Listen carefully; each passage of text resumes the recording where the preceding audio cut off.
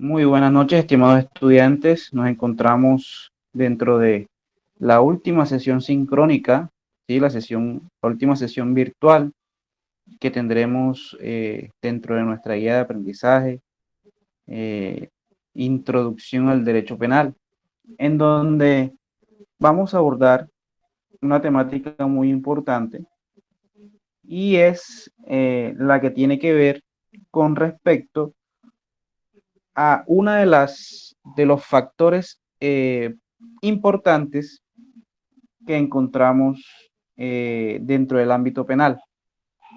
Y ese factor muy importante hace parte de la estructura de la cual habíamos hablado en clases anteriores con respecto a lo que es la norma penal, ¿sí? La norma penal tiene una composición o una estructura. María Camila, ¿puedes por favor recordarme cuál es la estructura de la norma penal? ¿Cómo se compone la norma penal?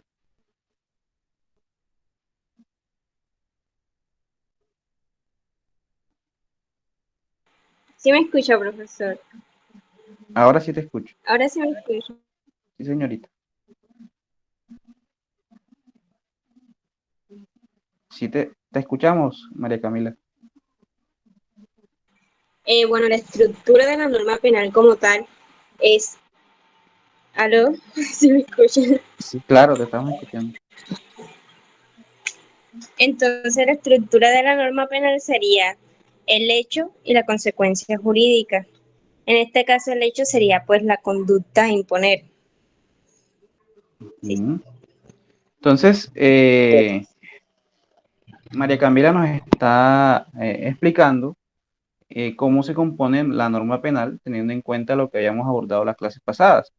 Y ella nos dice que la norma penal se compone de una formalidad tripartita, perdón, bipartita, es decir, está compuesta por dos partes, por un supuesto de hecho y una consecuencia jurídica, ¿cierto? Entonces, esa estructura de la cual nos acaba de, de- de ilustrar de manera acertada la compañera María Camila, pues ya la primera parte la hemos abordado en cuanto a los verbos rectores, ¿sí? El despliegue de la actividad por parte de la gente.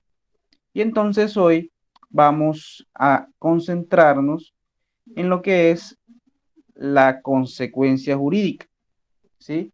Es decir, qué sucede a qué se ve expuesto el sujeto activo de la conducta punible en el evento en el cual infrinja una norma de índole penal, ¿sí? ¿Cuáles serán las consecuencias jurídicas que le trae al sujeto activo de la conducta punible recaer en esas circunstancias típicas, antijurídicas y culpables? ¿Sí? Esos elementos, los cuales ya hemos explicado con anterioridad y de los cuales ya, pues, todos conocemos, ¿sí? Entonces, ¿qué pasa? ¿Qué le pasa a la persona o a la gente, ¿sí? A la gente en el evento en el cual se vea inmerso en un delito, ¿sí? Incurra en comisión por acción, ¿sí? O comisión por omisión. Es decir, despliegue actividades con el fin de cometer un delito o por el contrario, eh, se sustraiga em, de cumplir con las obligaciones que le demanda la norma. Y esa conducta de sustraerse se encuentre tipificado en el Código Penal como delito, ¿sí? Es decir, haya una descripción punitiva en ese Código Penal. Entonces, para ilustrar mejor, para hacer una mejor ilustración del tema, vamos a compartir unas diapositivas que se han preparado con anterioridad.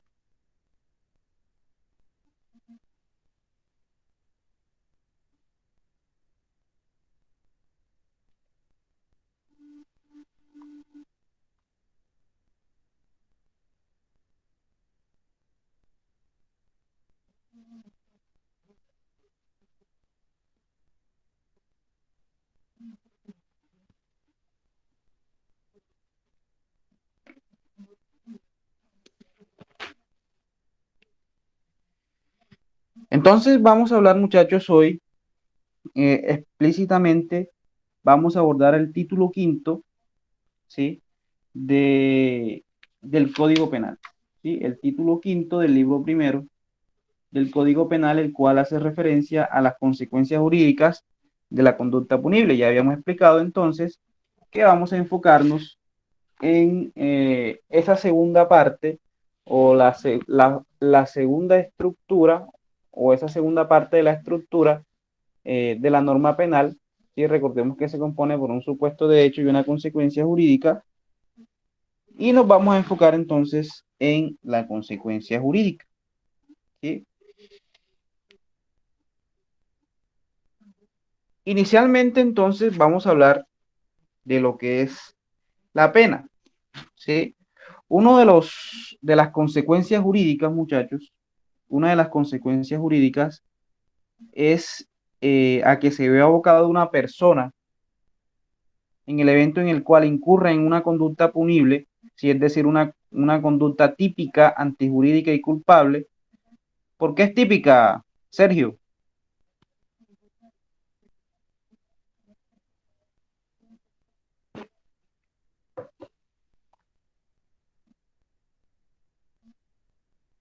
Sergio, ¿me escuchas? Sí, profe, sí lo escucho. Bueno, Eh, Ujú, la conducta es típica porque se encuentra expresa y clara en la norma. exacto. Hay una descripción en donde se encuadra o corresponde lo que hace el agente, la acción que despliega el agente o lo que deja de realizar el agente, encuadra en un tipo penal, ¿sí? En una norma, en un artículo del Código Penal. Por eso es típica, por eso un delito o una conducta punible será típica en ese caso. ¿Por qué es antijurídica, Eduardo? Profe, porque lesiona un bien jurídico tutelado. Porque uno de los requisitos para que esa conducta, que aunque sea típica, para que pueda ser considerado delito, ¿sí? O más bien para que pueda existir una sentencia condenatoria en contra de la gente, se requiere que esa conducta sea antijurídica, es decir, que se vulnere o se afecte o amenace efectivamente un bien jurídico tutelado por el Estado. Sí, ya eso lo abordamos con anterioridad. ¿Y por qué la conducta es culpable o debe ser culpable? Camila, ¿será que culpa y culpabilidad es lo mismo? María Camila.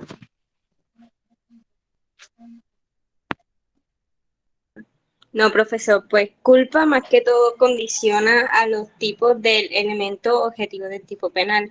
En cambio que culpabilidad es más que todo el juicio de reproche por la condición del sujeto pasivo. En este caso sería si es imputable o inimputable.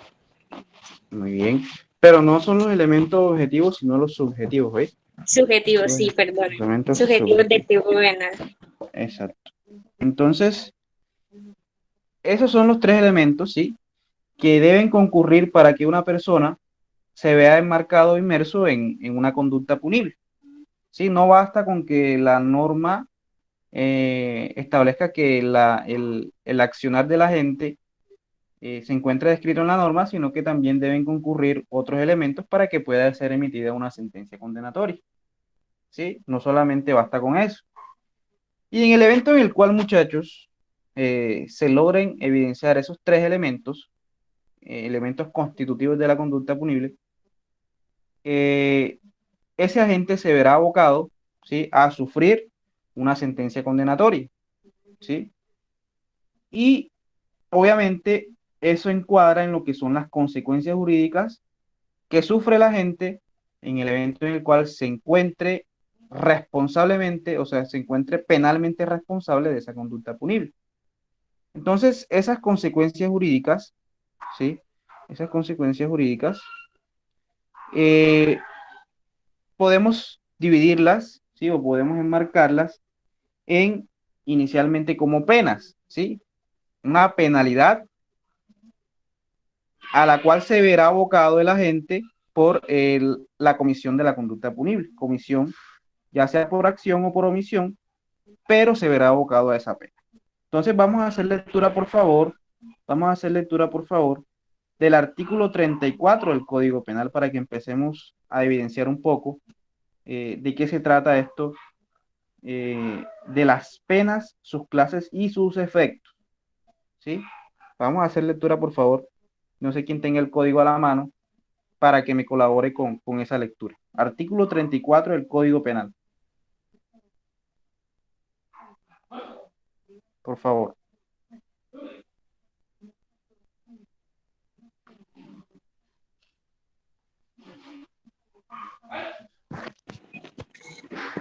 Artículo 34 de las penas. Las penas que se pueden imponer con arreglo a este código son principales, sustitutivas y accesorias privativas de otros derechos cuando no obren como principales. En los eventos de delitos culposos o con penas no privativas de la libertad, cuando las consecuencias de la conducta han alcanzado exclusivamente el autor o a sus ascendientes, descendientes, cónyuge, compañero o compañera permanente, hermano adoptante o adoptivo o pariente hasta el segundo grado de afinidad, se podrá prescindir de la imposición de la sanción penal cuando ella no resulte necesaria. Bien, entonces estamos claros en que una de las consecuencias jurídicas a las cuales se verá abocado el agente, ¿sí? El sujeto activo de la conducta punible es, primero, las penas, ¿sí? Una pena, ¿sí? Una penalidad eh, como consecuencia a su actuar delictivo, ¿sí? Pero lo primero que debemos decir, muchachos, es que la pena como tal cumple tres funciones, ¿sí? O tiene tres finalidades. Primero, separar al delincuente de la sociedad, ¿sí? Ya eso lo habíamos hablado, ya habíamos dicho que uno de los principales mecanismos que tiene el Estado a través de sus autoridades, ¿sí? A través de sus diferentes entidades, es separar a ese delincuente que ha cometido la conducta punible de la sociedad con el fin de protegerla, ¿sí? Y a partir de esa situación se crea o llega como segunda finalidad de la pena es la prevención general, ¿sí? Si separamos al delincuente de la sociedad, se previene a esa sociedad de que ese delincuente que ha obtenido o que ha realizado ese quehacer desviado, pues no incurra en más situaciones que pongan en peligro a la comunidad, ¿sí? Y como podemos evidenciar, ¿sí? Como podemos evidenciar, dentro de esas penas, ¿sí? De ese artículo 34, vemos que encontramos una clasificación, ¿sí? Penas principales, sustitutivas y accesorias. Dentro de esas principales que ahorita vamos a explicarlas, encontramos como primera la prisión, ¿sí? Y esa pena de prisión cumple con los parámetros eh, inicialmente, obviamente, eh, o a través de esa pena principal de prisión, encontramos que se logra separar al delincuente de la sociedad, ¿sí? Y a partir de esa separación de ese delincuente, se previene de que ese delincuente pues afecte a la comunidad de manera general. Pero se encuentra en entredicho, sí, y siempre lo he manifestado abiertamente, la finalidad resocializadora que cumple la prisión, sí, eh, en cuanto al papel de lograr rehabilitar o resocializar a ese delincuente y llevarlo al momento de que cumpla su condena, llevarlo a poder ser otra persona, ¿sí? Entonces, doctrinalmente podemos decir que los fines de la pena, ¿sí? O los fines de las penas inicialmente son separar al delincuente de la sociedad con el fin o la finalidad de prevenir o de tener una prevención general, y por último también una función resocializadora. ¿Sí? Cuando hablamos, ustedes recuerdan que cuando hicimos lectura del artículo cuarto, nos referimos a lo que eran las funciones de la pena. ¿Sí? Entonces, ¿quién me colabora por favor con la lectura del artículo cuarto del Código Penal para que vean el fundamento jurídico de todo esto, lo que les estoy manifestando?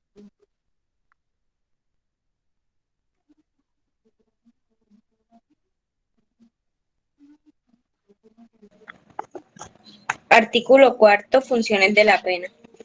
La pena cumplirá las funciones de prevención general, retribución justa, prevención especial, reinserción social y protección al condenado. La prevención especial y la reinserción social operan en el momento de la ejecución de la pena de prisión. Listo. Entonces, si ven cómo el título quinto empieza a tener consonancia con uno de los principios o normas rectoras de la ley penal, de la cual ya nosotros hicimos lectura en las primeras sesiones sincrónicas. ¿Sí? Entonces, tiene una consonancia con respecto a ello. ¿Cuáles son las características, muchachos, de la pena? Ya estamos hablando de las penas. Recordemos que el artículo 34 del Código Penal nos habla de las penas, ¿sí? Y esas penas se dividen en penas principales, ¿sí?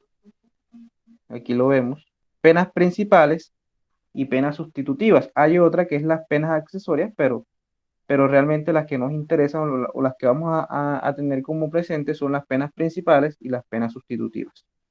Entonces, el primer concepto que tenemos que tener en cuenta es la pena, ¿sí? De las penas, sus clases y sus efectos es la denominación que ha dado el capítulo primero del título cuarto, perdón, del Código Penal. Entonces, ¿cuáles son las características de la pena? La primera que encontramos es ser judicial, ¿sí? Cuando hablamos de que la pena, si es judicial, o una de las características de la pena es ser judicial, es que esa imposición, muchachos, la imposición de una sentencia condenatoria en donde se establecerá como consecuencia jurídica la estipulación de una pena, ¿sí? Sancionatoria, ya sea pena principal, sustitutiva o accesoria, solamente podrá ser impuesta en el evento en el cual se logre demostrar, ¿sí? A través de un proceso judicial en donde se desvirtúe la presunción de inocencia del sujeto activo, del sujeto procesado, ¿sí? Cuando se logre desvirtuar o destruir esa presunción de inocencia, un juez de conocimiento, ¿sí? Un juez de conocimiento será el encargado, a partir de las pruebas recolectadas y practicadas en el juicio oral, y a partir y posteriormente debatidas con los alegatos de conclusión, ¿sí? Haciendo un equilibrio procesal y probatorio, podrá determinar si ese agente, a través de una sentencia condenatoria, ¿sí? Es decir, a través de un proceso judicial que termina en una sentencia condenatoria que expide un juez de la República, si la jurisdicción ordinaria penal, pues obviamente esa persona se verá abocada a una pena. Si no se hace así, o más bien no habrá otra forma en la cual una persona se podrá ver abocado a una sanción, una consecuencia jurídica por haber cometido un delito. Solamente cuando tenga un proceso, ¿sí? Y sea vencido en juicio oral, ¿sí? Sea vencido en juicio oral y como consecuencia se expida una sentencia condenatoria en su contra. ¿Listo? Segundo, debe ser proporcional, ¿sí? Es decir, muchachos, que dependiendo de la gravedad del asunto, ¿sí? Dependiendo de, del hecho que yo o que una persona realice, ¿sí? La situación fáctica encuadrará en el tipo penal, pues que obviamente describa esa conducta, ¿sí? Es decir, dependiendo del acto, será la consecuencia jurídica. Y obviamente, muchachos, dependiendo no solamente del tipo penal, sino también de las circunstancias que giran alrededor, ya sean atenuantes, agravantes o circunstancias de mayor o menor punibilidad, pues esa sentencia será proporcional a esas circunstancias. ¿Sí? Es decir, muchachos, que en el evento en el cual, ¿sí? Por ejemplo, se cometa el homicidio, por ejemplo, un homicidio, eh,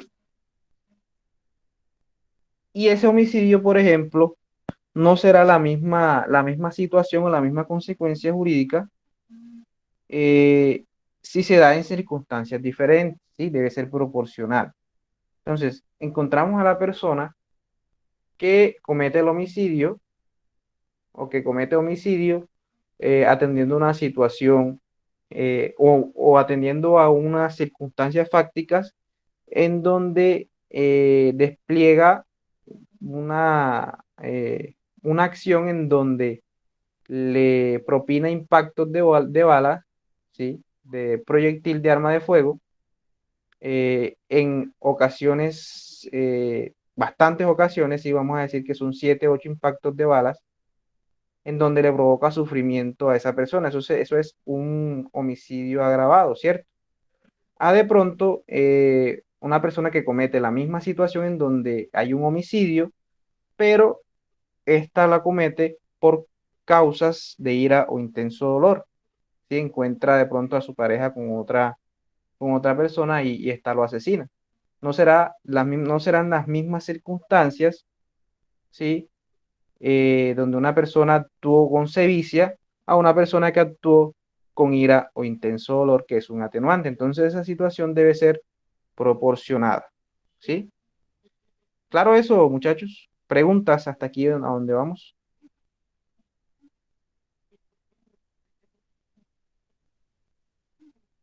Eduardo, ¿alguna pregunta?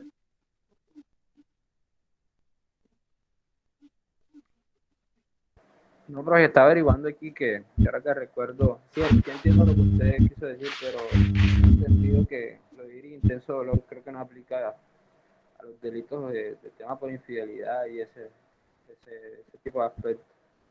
Se aplican. Si tú encuentras a tu pareja, de pronto tú no te sesgas.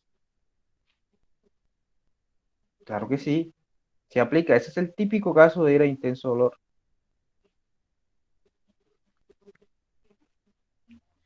Bien, si no es así, te invito a que me regales la jurisprudencia, a ver, y verificamos. Porque ese es el típico caso. Bien, vamos entonces con la igualdad, ¿sí? Cuando hablamos de igualdad, muchachos, bueno, ¿quién tiene otra pregunta?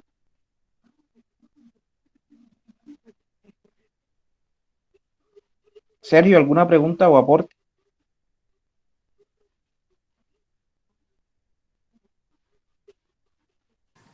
No, profe, ninguna. Listo. Bien, entonces vamos con la igualdad. Cuando hablamos de igualdad, nos referimos a que es inclusive un derecho fundamental, ¿cierto? Enmarcado en el artículo 13 de nuestra Constitución Política. No puede ser posible, ¿sí? Que de pronto por alguna circunstancia, si de raza, de sexo, situación económica, eh, una persona tenga alguna preferencia jurisdiccional o procesal, ¿sí? Dentro de un procedimiento penal, ¿sí? Es decir, las personas sin importar cualquier factor, ¿sí? De diferencia racial, religiosa, deben someterse a un proceso penal en el evento en el cual sean presuntas autores de una conducta punible, ¿sí? Y los jueces de la República están abocados a que sus sentencias deben ser en derecho, ¿sí? Es decir, no importa quién sea el sujeto activo, siempre debe actuar o tomar sus decisiones dependiendo, obviamente, de la jurisprudencia o de la situación legal, ¿sí? En cuanto al factor jurídico, ¿sí? Debe tomar las decisiones en derecho y no dependiendo de circunstancias subjetivas aducibles a los actores, ¿sí? Es decir, las personas que intervienen dentro del proceso penal, ya sea sujeto activo o sujeto pasivo o interviniente, ¿sí? Cuarto, humana, ¿sí? Las penas no deben ser degradantes y tampoco deben vulnerar la dignidad humana, muchachos, ¿sí? Por eso es que aquí, como estamos en un Estado social de derecho, no es permitido, por ejemplo, la pena de muerte, ¿sí? La pena por lo menos debe ser humana y debe ser acorde a los parámetros estipulados por el Estado social de derecho, ¿sí? Protegiendo en primera medida lo que es la dignidad humana. Y determinada, muchachos, es que el juez en su sentencia, si el juez en su sentencia debe explicar por qué, por ejemplo, usted fue condenado a 30 años de prisión. Debe explicarle cualitativa y cuantitativamente el porqué de la imposición de esa condena. Entonces, en ese caso, el juez debe explicarle a usted que usted encuadró en tal circunstancia de mayor o menor punibilidad, ¿sí? O, por ejemplo, que usted eh, actuó amparado, ¿sí? O se encuadró su actuar en un factor agravante o atenuante, ¿sí? Pero si por alguna circunstancia el juez toma una decisión en donde eh, se le aboca que usted debe pagar una pena de 30 años de prisión, el juez debe explicarle por qué y además hacerle eh, la fórmula matemática de por qué usted le dio como pena de prisión principal, sustitutiva, la que sea, esa pena, ¿sí? ¿Por qué digo cuantitativamente, muchachos? Porque en el derecho penal existen lo que son, primero, los cuartos, ¿sí? O los extremos de la pena, y eso es una fórmula matemática en donde se saca a partir de la pena del tipo penal, donde se encuadra lo que son los cuartos y la factorización de la pena, ¿sí? Bien. Entre otros, muchachos, razonable, ¿sí? No, la pena no debe ser irrazonable, ¿sí? Es decir, no puede ser una condena en donde de pronto usted haya cometido la conducta de injuria y usted lo estén condenando a 30 años de prisión. No, la pena debe ser razonable y proporcionada. Ya explicamos por qué debe ser determinada individual. ¿Qué quiere decir que es individual, muchachos? Es decir, que muy a pesar de que, por ejemplo, haya sido cometido un delito en coautoría, ¿sí? Se comete el delito en coautoría, pero de pronto uno de los sujetos activos de la conducta punible, uno tiene antecedentes, el otro no, ¿sí? Uno es padre, cabeza de familia, el otro no. Entonces, esa pena va a ser individual. No quiere decir que como fueron coautores, pues ambos se van a ver abocados a la misma pena o la misma condena, no. La pena es individual y es pública, puesto que todos vamos a tener conocimiento y las sentencias son de carácter público. Todos podemos acceder a pues la sentencia, si es pública. Entonces, muchachos, esas son una de las características, ¿sí? De lo que es la pena. Estamos hablando primero de la pena. ¿Alguna pregunta, muchachos?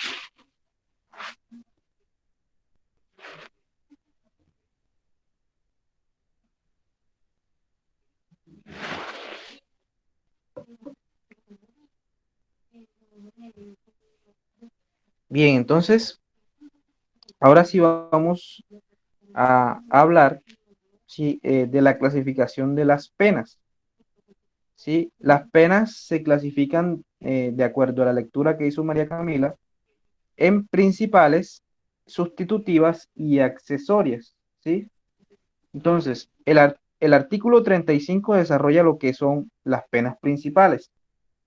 Eduardo, por favor, ¿podrías regalarme la lectura del artículo 35?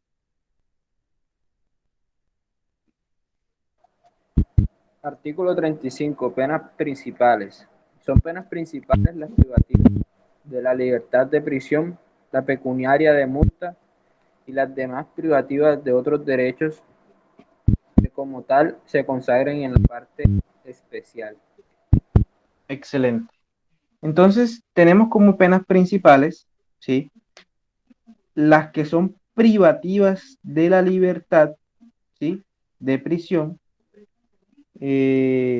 las pecuniarias como son la multa y las privativas de otros derechos como pueden ser las inhabilidades para ejercer cargos públicos, ¿sí?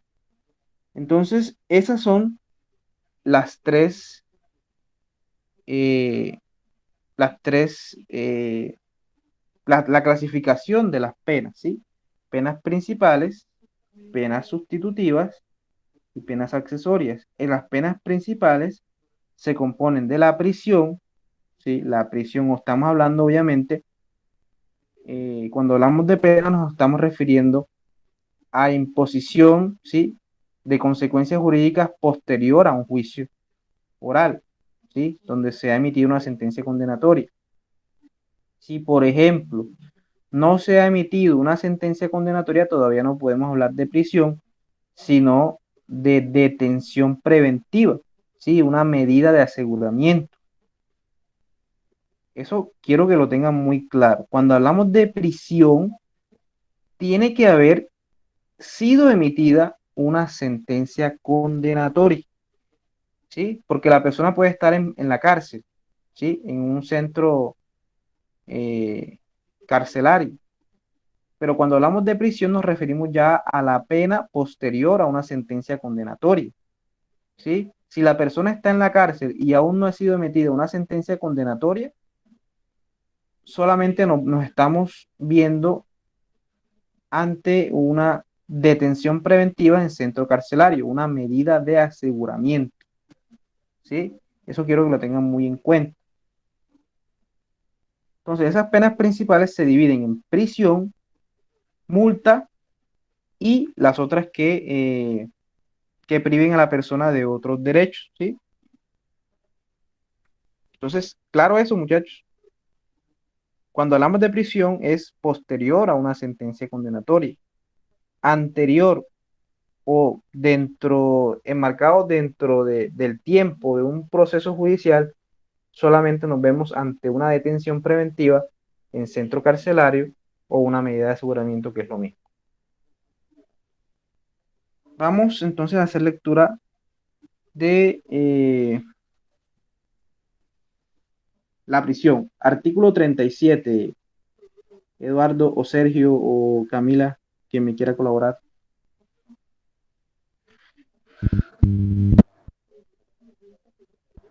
Artículo 37. Prisión. La pena de prisión se sujetará a las siguientes reglas. Primero, la pena de prisión para los tipos penales tendrá una duración máxima de 50 años, excepto en los casos de concurso. Segundo, su cumplimiento, así como los beneficios penitenciarios que supongan la reducción de la condena, se ajustarán a lo dispuesto en las leyes y en el presente código. Tercero, la detención preventiva no se reputa como pena. Sin embargo, en caso de condena, el tiempo cumplido bajo tal circunstancia se computará como parte cumplida de la pena. Bien, entonces, ¿qué podemos deducir de esto de la pena de prisión? ¿Sí? Solamente una persona puede ser o puede tener como sanción máxima 50 años de prisión, excepto cuando haya concurso, ¿sí? Excepto cuando haya concurso. ¿Qué pasa entonces en el evento en el cual el proceso judicial dura 2 años, por ejemplo? Porque eso es posible, ¿sí? Que el proceso judicial dure 2 años y esos 2 años esa persona los pase en detención preventiva, como ya lo había dicho. Es decir, será prisión solamente cuando se expida una sentencia o se decrete una sentencia condenatoria por parte del juez de conocimiento. Pero entonces ese tiempo que se pierde, pregunto, Sergio, ¿qué crees tú?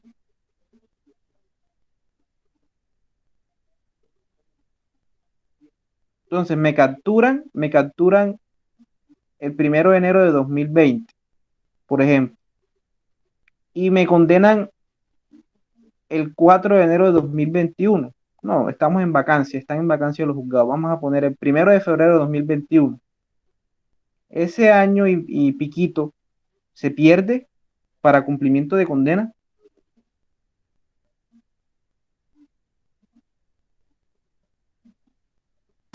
Ahí se extingue la acción, ¿no? Podríamos decir, por el contrario a lo que has dicho, que ese año y medio, sí, que yo estuve dentro de, el procedimiento penal, sí, que se hicieron las O se audiencias, prorroga. ese tiempo se tendrá como pena cumplida, ¿sí?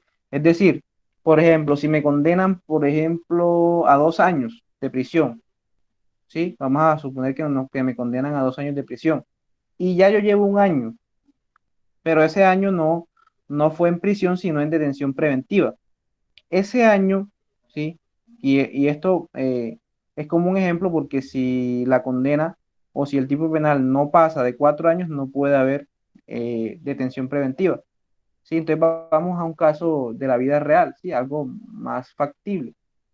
Eh, Llevo 2 años en detención preventiva y me condenan a 10, ¿sí? Es decir, al segundo año de detención preventiva me emiten sentencia condenatoria. ¿Cuánto tiempo tiene que pasar después de la condena para yo poder salir de la cárcel? ¿10 años o tengo ya 2 años cumplidos y yo solamente cumpliría 8 en la cárcel? ¿Qué me dice Eduardo? A ver, 8, profe. 8, ¿cierto? Lo ha dicho 8 James. yo. Teniendo en cuenta el numeral tercero del artículo 37, que reza y dice, la detención preventiva no se reputa como pena. Sin embargo, en caso de condena, el tiempo cumplido bajo tal circunstancia se computará como parte cumplida de la pena. Es decir, que si yo duro 3 años en detención preventiva y al tercer año, sí, de yo estar dentro de mi proceso judicial, me emiten una sentencia condenatoria y en esa sentencia condenatoria me condenan a 5, ya yo solamente tendría que pagar 2 años. Y ojo, hay unos factores, sí, o unos beneficios como lo es la libertad condicional, donde tú, cumpliendo las 3/5 partes de la condena, puedes pedir libertad condicional. Entonces, eso hay que tenerlo muy en cuenta. ¿Listo? Vamos entonces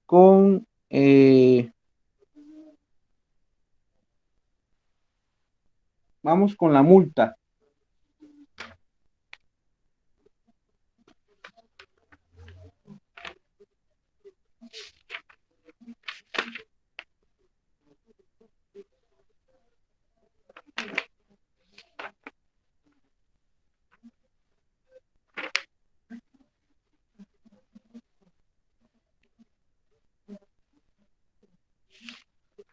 ¿Quién me colabora, por favor, con la lectura del artículo 39?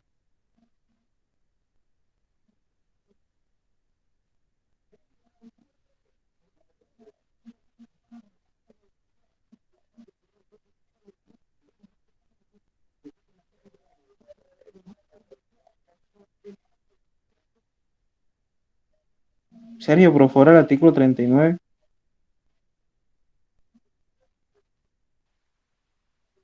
Artículo 39. La multa. La pena de multa se sujetará a las siguientes reglas. Primero, clases de multa. La multa puede aparecer como acompañante de la pena de prisión y en tal caso, cada tipo penal consagrará su monto, que nunca será superior a 50.000 salarios mínimos legales mensuales vigentes. Igualmente puede aparecer en la modalidad progresiva de unidad multa, caso en el cual el respectivo tipo penal solo hará mención a ella. Segundo, Listo. Entonces, muchachos, nos estamos refiriendo, cuando hablamos de multa, nos estamos refiriendo a dinero, ¿sí? Sanciones que equivalen a pecunio, equivalen a un valor económico, ¿sí? Entonces, la multa, ¿sí? Puede ser eh, contigua o paralela a lo que es la pena de prisión. Es decir, a mí pueden condenarme tanto a prisión, ¿sí? Y también a multa, dependiendo obviamente de lo que diga el tipo penal. No crean que el juez va a inventarse lo de la multa, ¿sí? El juez tiene que ampararse a lo que establezca el Código Penal, ¿sí? El tipo penal. Si el tipo penal solamente trae pena de prisión, jamás podrá imponer una multa. Pero si trae una pena de multa, el juez tendrá que referirse a eso y además imponer una pena de multa adicional a lo que es la prisión, ¿sí? Y esa pena no puede superar los 50.000 salarios mínimos legales mensuales vigentes. ¿Listo? Entonces, eso ténganlo muy en cuenta.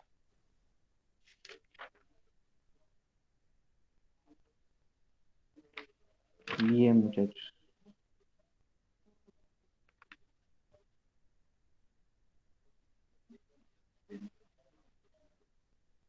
Vamos a hablar entonces de la inhabilitación para el ejercicio de derechos y funciones públicas, que es otra pena que se usa o se impone mucho, ¿sí? Artículo 44, por favor.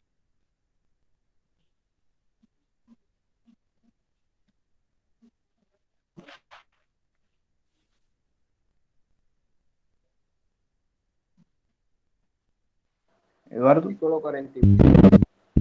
La inhabilitación para el ejercicio de derechos y funciones públicas. La pena de inhabilitación para el ejercicio de derechos y funciones de la facultad de elegir y ser elegido, del ejercicio de cualquier otro derecho político, función pública, dignidades y honores que confieren las entidades oficiales. Y entonces es la imposibilidad que tiene la persona de elegir y de ser elegido, ¿sí? Es decir, y además de eso, de cumplir la función pública, es decir, no puede ser empleado público, ¿sí? Entonces, además de que se me impone una prisión, una multa, se me puede imponer la imposibilidad de contratar con el Estado, ¿sí? También de ser funcionario público. Entonces, esta inhabilitación para el ejercicio de derechos y funciones públicas se da mucho en el caso en el cual los servidores públicos incurren en delitos, ¿sí? Y en ese caso, una de las consecuencias jurídicas también será que esa persona no puede contratar con el Estado ni ejercer función pública, ¿sí? Porque a partir de que se le otorgó el poder de manejar, por ejemplo, dinero del Estado, pues fue que se provocó la comisión de la conducta punible, ¿sí? Y obviamente, pues no puede ejercer derechos políticos y elegir o ser elegido por sufragio universal, ¿sí? Vamos a hacer lectura antes de pasar a esto de las penas sustitutivas del artículo 45. Eduardo, por favor.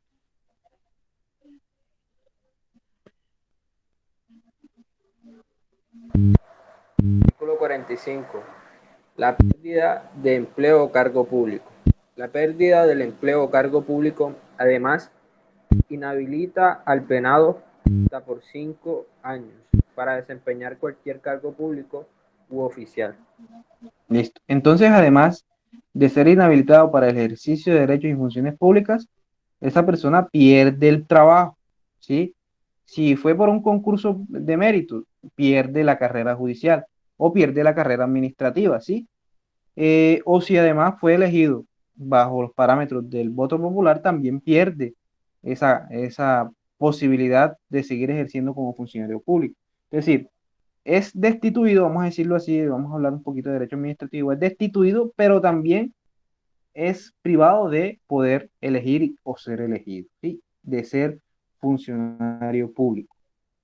Bien, entonces muchachos, estas son las principales penas o las penas principales que pueden ser impuestas como consecuencia jurídica por la comisión u omisión comisión por acción o comisión por omisión de una conducta punible, ¿sí? La prisión, la multa y la inhabilitación y destitución de un cargo público, ¿sí? Esas son las penas que más se imponen. Vamos a hablar ahora entonces de las penas sustitutivas, ¿sí? O sea, es decir, las que hace referencia al artículo 36 de nuestro Código Sustantivo Penal. ¿Quién me colabora, por favor, con la lectura del artículo 36?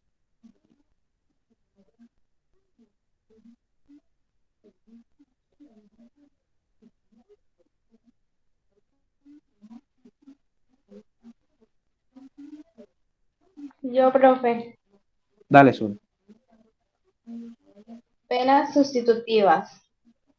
La prisión domiciliaria es sustitutiva de la pena de prisión y el arresto de fin de semana, convertible en arresto ininterrumpido, es sustitutivo de la multa. Bien, entonces, cuando hablamos de penas sustitutivas, nos referimos a que pueden ser transformadas o pueden ser convertidas, ¿sí? Inicialmente una pena principal, como es la prisión en centro carcelario, ¿sí? A una pena sustitutiva como lo es la domiciliaria, ¿sí? Entonces vamos a hablar de lo que es la prisión domiciliaria. A ver. Artículo 38. Sol, ¿me colaboras, por favor? La prisión domiciliaria, sí. La Sí. prisión domiciliaria como sustitutiva de la prisión. La ejecución de la pena privativa de la libertad se cumplirá en el lugar de residencia o morada del sentenciado, o en su defecto en el que el juez determine, excepto en los casos en que el sentenciado pertenezca al grupo familiar de la víctima, siempre que concurran los siguientes presupuestos. 1. Está Que la leyendo el artículo sentencia se 38. imponga por conducta punible cuya pena mínima prevista en la ley sea de 5 años. Sí, señor. Sol, está leyendo el artículo 38. Sí, señor. La prisión Prisión domiciliaria domiciliaria como sustitutiva de la Ajá. La prisión domiciliaria como sustitutiva de la prisión consistirá en la privación de la libertad en el lugar de residencia o morada del condenado. El sustituto podrá ser solicitado por el condenado independientemente de que se encuentre con orden de captura o privado de la libertad. Ese es el artículo. Léelo de nuevo, a ver, porque me estabas leyendo, creo que otra parte. Ok. Artículo 38. La prisión domiciliaria como sustitutiva de la prisión. La ejecución de la pena privativa de la libertad se cumplirá en el lugar de residencia o morada del sentenciado, o en su defecto en el que el juez determine, excepto en los casos en que el sentenciado pertenezca al grupo familiar de la víctima, siempre que concurran los siguientes presupuestos. Y le estaba leyendo los presupuestos. Entonces tenemos un código diferente. A ver, Eduardo, artículo 38, a ver si tu código es igual que el mío. La prisión domiciliaria como sustitutiva de la prisión. La prisión domiciliaria como sustitutiva de la prisión consistirá en la privación de la libertad en el lugar de residencia o morada del condenado o en el lugar que el juez determine.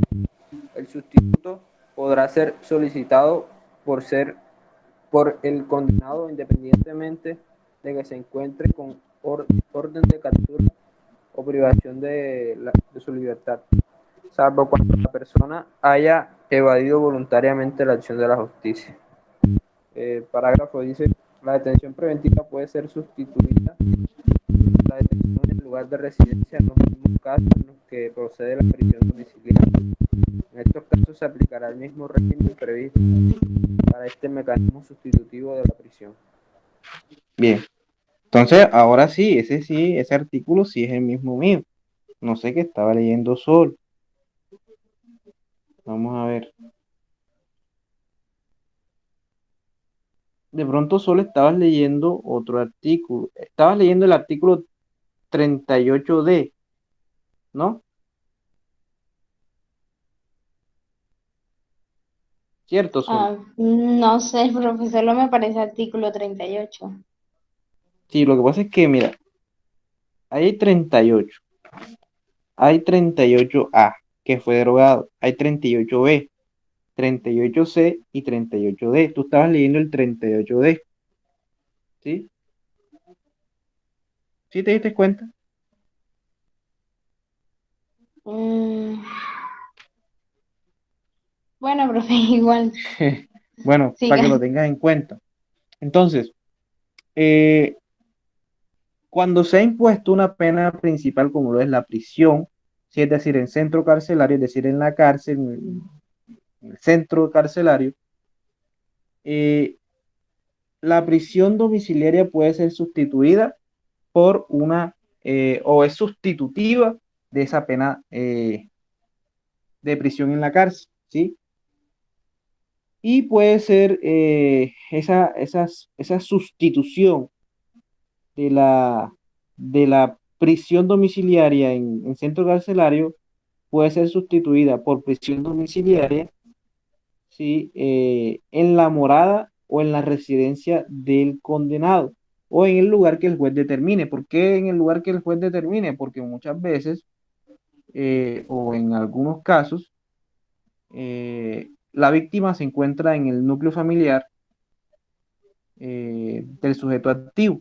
Entonces no es posible que esa persona de pronto esté en su lugar de morada, sino de pronto si cometió violencia intrafamiliar en contra de su cónyuge, de pronto esa persona se irá a pasar su prisión domiciliaria a la casa, por ejemplo, de su madre.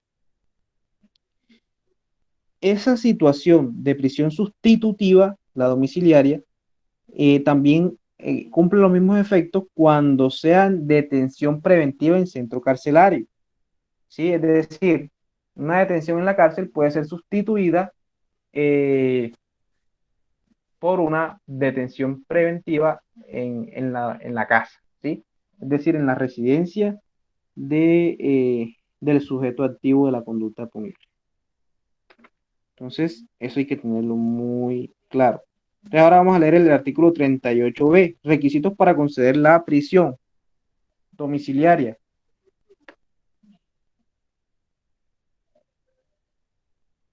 ¿Quién me colabora, por favor?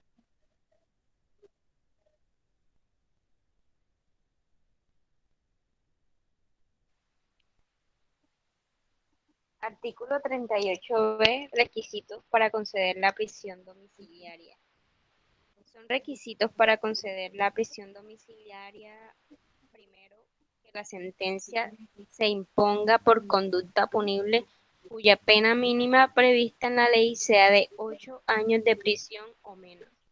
Segundo, que no se trate de uno de los delitos incluidos en el inciso segundo del artículo 68A de la Ley 599 del 2000.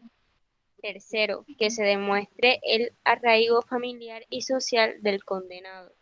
En todo caso, corresponde al juez de conocimiento que imponga la medida establecer con todos los elementos de prueba llegados a la actuación la existencia o inexistencia del arraigo. Cuarto, que se garantice mediante caución el cumplimiento de las siguientes obligaciones. A. No cambiar de residencia sin autorización previa del funcionario judicial.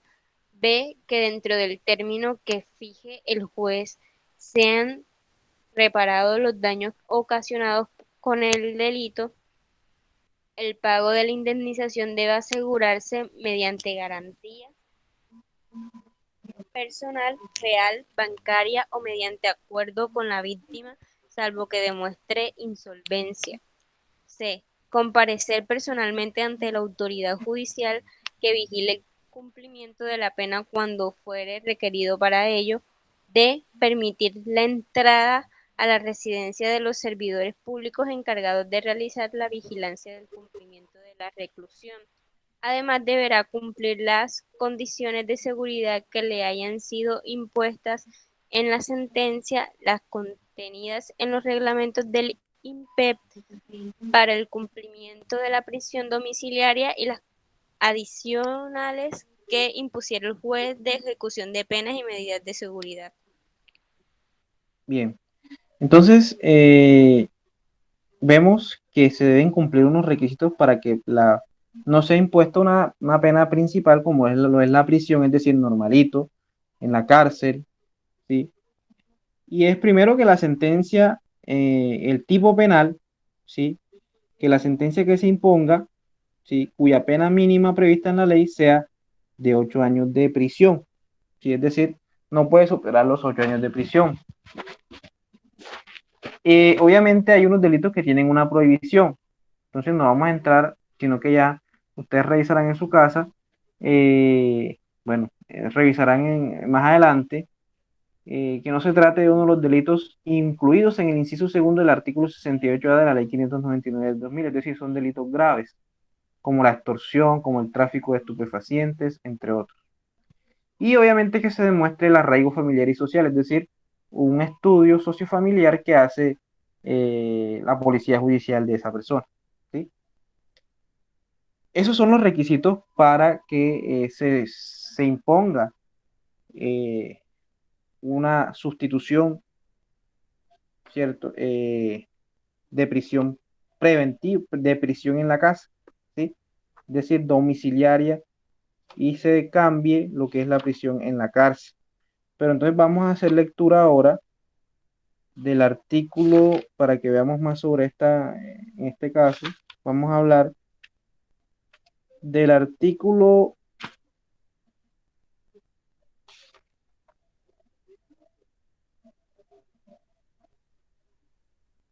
Vamos a hablar entonces de que también puede proceder en los casos de la detención preventiva lo que es la sustitución, ¿sí? De la cárcel a la casa.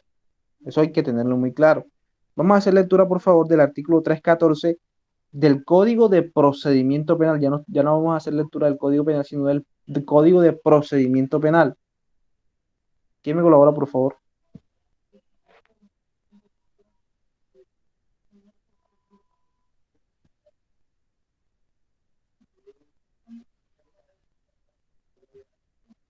Ley 906 de 2004. Sustitución de la detención preventiva. La detención preventiva en establecimiento carcelario podrá sustituirse por la del lugar de la residencia en los siguientes eventos. Primero, para el cumplimiento de los fines previstos para la medida de aseguramiento sea suficiente la resolución en el lugar de residencia, que será fundamentado por quien solicite la sustitución y decidido por el juez en la respectiva audiencia en atención a la vida personal, laboral, familiar o social del imputado. Segundo,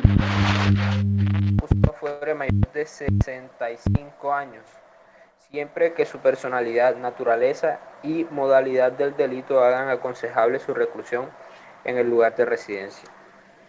Tercero, cuando a la imputada o acusada le falten 2 meses o menos para el parto, igual derecho tendrá durante los 6 meses siguientes a la fecha de nacimiento. Cuarto, cuando el imputado o acusado estuviere en estado grave por enfermedad, previo dictamen de médicos oficiales, el juez determinará si el imputado o acusado deberá permanecer en el lugar de residencia, en clínica u hospital. Quinto, cuando la imputada o acusada fuere madre cabeza de familia, de hijo menor o que sufriere de incapacidad permanente, siempre y cuando haya estado bajo su cuidado. En ausencia de ella, el padre que haga sus veces tendrá el mismo beneficio. Bien, entonces evidenciamos que esos derechos se transfieren también a lo que es a la detención preventiva, ¿sí? Es decir, que en el evento en el cual se recaiga o se cumplan esos requisitos, se podrá ver abocado a lo que es la detención preventiva en la residencia del sujeto activo o del procesado. ¿Listo? Bien, entonces, ya por último, para finalizar nuestra clase de hoy, vamos a hablar un poquito sobre lo que es la libertad condicional. ¿Sí? La libertad condicional, entonces, es una figura jurídica en donde el sujeto activo de la conducta punible, muchachos, tiene la posibilidad, dependiendo de diferentes circunstancias, de salir en libertad bajo condición. ¿Sí?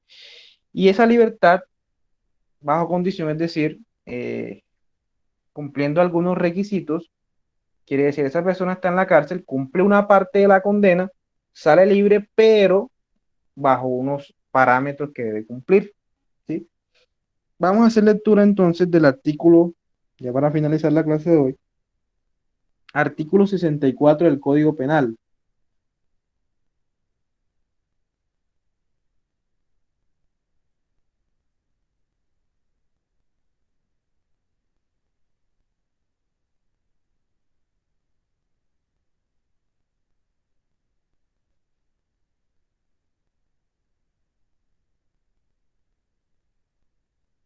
Artículo 64, por favor.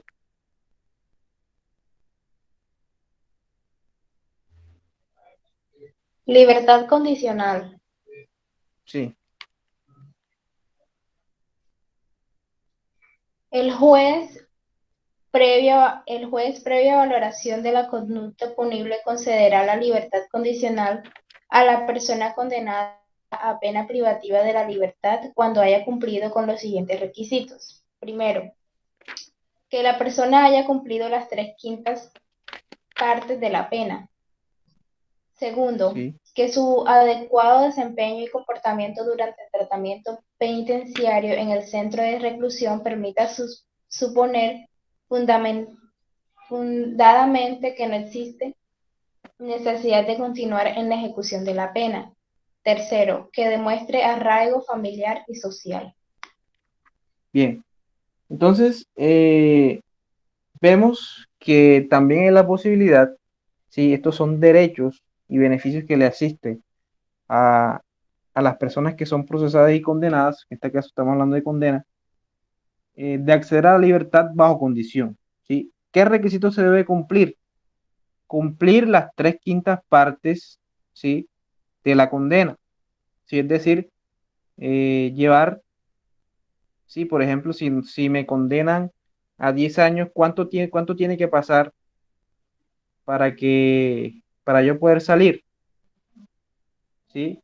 Entonces, ¿qué factor matemático debemos hacer allí? Tenemos que tener los 10 años, multiplicarlos entre 3 y dividirlos entre 5. Allí ustedes obtendrán ese factor matemático. Entonces, no sé si de pronto alguno tiene la posibilidad de hacer ese cálculo. Vamos a ver si de pronto acá me aparece la calculadora. A ver, de pronto ustedes, ¿quién me colabora ya? Que tengan a la mano el celular. Vamos a ver, 10 años, ¿sí? Por 3 da 30, dividido entre 5, da igual a 6 años, ¿sí? Es decir, las 3/5 partes de 10 años es 6. Es decir, que para yo poder solicitar, muchachos, si tengo una condena de 10 años, tengo que haber cumplido 6 años de esa condena, ¿sí? Si yo soy condenado a 10 años, yo tengo que esperar 6 años para yo poder solicitar mi libertad condicional, adicionado a que tengo que demostrar dentro de la cárcel buen desempeño y comportamiento. ¿Sí? Eso es un certificado de conducta que se le da al condenado en este caso, ¿sí? Y además demostrar o pedir el arraigo familiar y social, que eso lo hace el policía judicial, ¿sí? O usted busca un perito que le haga ese arraigo familiar, ¿sí? Entonces, una persona, por ejemplo, que es condenada a 10 años, al sexto año, si de pena cumplida, puede solicitar libertad condicional, cumpliendo estos requisitos. Entonces, tengan muy en cuenta eso. Bien, y vamos a hablar entonces ahora de lo que son, que es otra consecuencia de la conducta punible, lo que son las medidas de seguridad, ¿sí? Es decir, las consecuencias jurídicas que se le imponen a una persona que es inimputable. Entonces, vamos a hacer lectura del artículo 69. Sergio, ¿me colaboras, por favor? Artículo 69 para finalizar nuestra clase de hoy. Ya lo busco, profe. Artículo 69. ¿Sí? 64, 65. Artículo 69. Medidas de seguridad. Son medidas de seguridad. Primero, la internación en establecimiento psiquiátrico o clínica adecuada. Segundo, la internación en casa de estudio o trabajo. Tercero, la libertad vigilada. Cuarto, la reintegración al medio cultural propio. Listo. Entonces, tenemos como aplicable a una medida de seguridad a las personas que son encontradas como inimputables, ¿sí? A personas que no se pueden valer por sí mismas, a personas que cometen delitos, ya sea por circunstancias de ser autor mediato o indirecto, es decir, son utilizadas como herramientas, o simplemente por una circunstancia ajena a su voluntad, ¿sí? Entonces, lo primero, obviamente, en la internación en un establecimiento psiquiátrico en busca de su mejoría mental. Segundo, la internación en casa de estudio o trabajo. O tercero, la libertad vigilada, ¿sí? Cuando de pronto esa persona ni siquiera puede valerse por sí misma. Entonces, esas son las circunstancias o las medidas que se imponen en el caso de que el sujeto que despliega la situación fáctica, si la comisión de la conducta punible sea una persona inimputable. ¿Listo? Entonces, muchachos, esa ha sido la clase del día de hoy. Les agradezco pues la atención prestada. Recordarles que el día sábado tendremos sesión presencial en donde pues tocaremos igualmente este tema, entre otras cositas interesantes, ¿sí? Entonces, para que se motiven. Y el examen final lo estaré subiendo el día sábado alrededor de las 10 de la mañana, ¿sí? Y tendrán todo el fin de semana hasta el día lunes para pues subirlo a la respectiva plataforma. Entonces, muchachos, de antemano, teniendo en cuenta que esta es la última sesión sincrónica, puesto que hemos abordado todo lo concerniente a las lecciones, ¿sí? Eh, de antemano, muchas gracias por la atención prestada en todas las sesiones sincrónicas. Fue un placer acompañarlos en esta guía de aprendizaje. Eh, Espero que nos volvamos a encontrar, sea como docente o también pues en el camino jurídico. Y pues les deseo los mejores éxitos en su carrera. Que tengan una feliz noche. Muchas gracias, profesor. Gracias, Hasta profe, luego. igualmente. Gracias, profe. Gracias, profe. Hasta el sábado. Hasta el sábado, nos vemos.